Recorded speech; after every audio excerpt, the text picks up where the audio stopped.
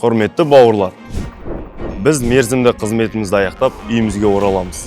Орнымызға келетін сендерге айтарымыз бар. Отан қорғау әр ер азаматтың қастерлі борышы.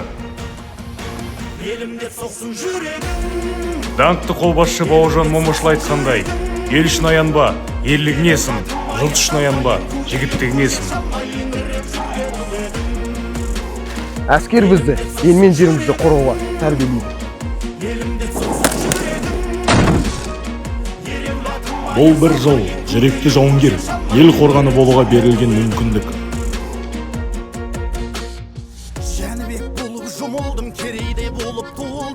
Әскердің әрбір күні сыналу мен шыңдалу. Ел намысын абыроймен қорға.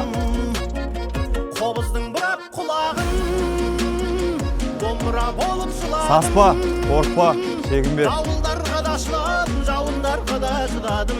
Менің қолымнан келді, сенің де қолыңнан келеді. Көшпесін сенің шырағың.